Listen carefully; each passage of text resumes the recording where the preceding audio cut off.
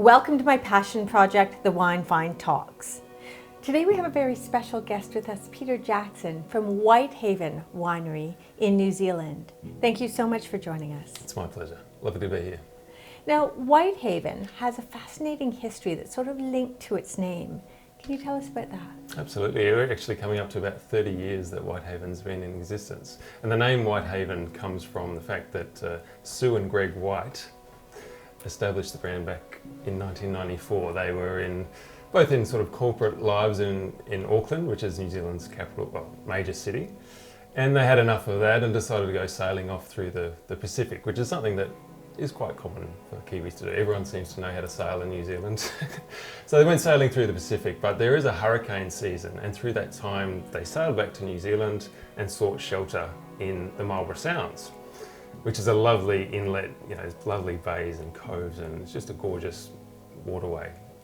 But the Marlborough Sounds is just on the doorstep to the Marlborough wine growing region, and they had some friends in the region who they went and spent some time with, and one thing led to another, and they decided that they were interested in the wine game and decided to establish a label. But the name Whitehaven comes from the family, the White family, and also the fact that they sought a safe haven in the Marlborough Sounds to avoid that hurricane season. So that's where the name came from, Whitehaven, and Sue is still very much part of the business today. The majority shareholder, still family owned. Well, it's a bit endearing, that story, and I like the fact it's so family owned. And it's interesting, serendipitous, given they would have started it right about the time that New Zealand Sauvignon Blanc as a wine style was starting to take off. Marlborough became a huge hit at about that time. Absolutely.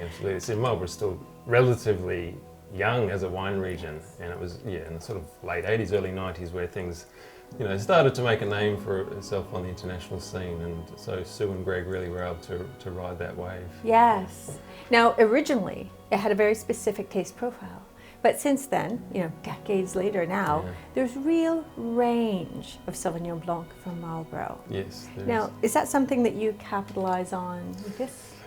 Absolutely, you've hit the nail on the head there. I mean, our philosophy is very much to source very widely throughout the region with our classical white label Sauvignon. So we like to capture all the different fruit expressions, but not only that, there's also different textures that come with that. There's different mouthfeel and densities that come with the different regions and the different soils and the different microclimates that exist there. So within Whitehaven, we really try and maximise the diversity of expression from throughout the region. Even though we're not a small winery, we still operate very much as a small winery in that we try and get the absolute best out of all of those little parcels to create as many jigsaw pieces as we can for when we put the final blend together.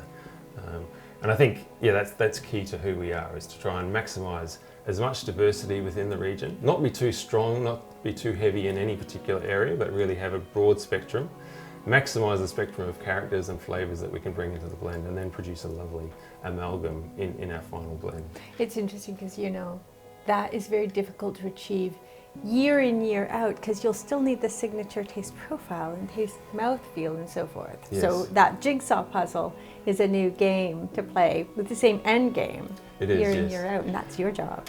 Yeah, that's true, and we're very lucky in that we've had a number of long-term growers and a long-term source block. So even though we really do want to celebrate vintage variation, there is still a house style to what we do, because we're sourcing consistently from the same vineyards, same locations, but those locations tend to be spread well throughout the region, so we're still capturing that diversity that exists in Marlborough. I love that. Well, we're tasting the white label now, so maybe you can walk me through a tasting of it. Absolutely, yes. So I think that is very classical, quintessential Marlborough. So what is that for our viewers? Well, I think, largely it's, there's obviously a core of grapefruit to the wine. Like white grapefruit. So white grapefruit, yes. Citrus. There's some lemongrass. There's some herbal notes there as well. But one thing we do try and also capture is just, we do want a little bit of tropical fruit. We do want some of the more green notes as well. So there is a little bit of the guavas and the passion fruits, but there's also the other spectrum, the bell peppers and the nettle and the boxwood sort of characters as well. And I think the other thing that I pick up on the nose is there's that lovely sort of sea spray oyster shell kind of a character as well. Absolutely. And that's something that really we capture from the Awatedi Valley, which is one of the sub-regions of Marlborough. It always has that distinct sort of mineral oyster shell sea spray character. There's just so much going on that nose. And that's the beautiful thing of sourcing very widely. You know, I don't want to produce a wine that's got a very obvious profile, and it's not all passion fruit, it's not all grapefruit. We want to capture all the nuance. You want dignity. Yeah, that's right, and elegance. Love that. Well, let's taste it. Yeah. Oh my goodness.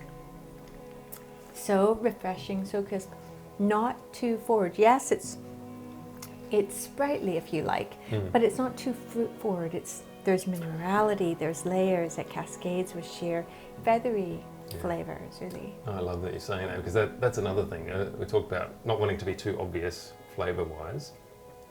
We also want to produce a really elegantly packaged wine, so that it's not, you know, you can see all the nuance. You can tell that there's a lot happening there, but no one thing sort of in particular is really standing out.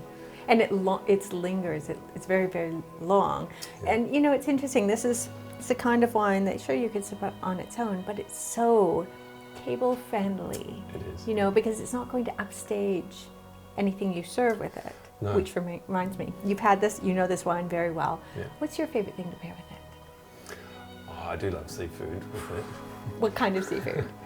Well, I mean, where we're from, we're very spoiled in that the Marlborough Sounds, there's a greenlet mussel that's grown there. So just eat seafood chowders and all that sort of thing. But freshly cooked seafood. Oh, fantastic. It's also beautiful with Japanese cuisine, you know, sashimi and sushi, and those very clean flavours. And this is a very clean one. It's bone dry, so it scrapes the palate clean. That's right. I think that's another reason it leaves the palate so refreshed, is we're not relying on sugar to sort of fill it out. We do search for really quite a dry style to give that freshness and that refreshing aftertaste. Yeah. Now, just one more thing before I let you go, because I'm sure our viewers are wondering what this sells for. What does it sell for, you know, retail in Canada and the United States? I think we'll see it on the shelf around the $22, $23 mark. Great buy. Yeah, and occasionally you might find it a little bit cheaper than that, but on the whole, that's sort of where it's priced. I think it's a great value because, you know, for wine of this ilk, really, I mean, with the complexity, concentration, length, and elegance, you could easily pay more. Well, thank you for that. Well, thank you for joining us. It's been my pleasure.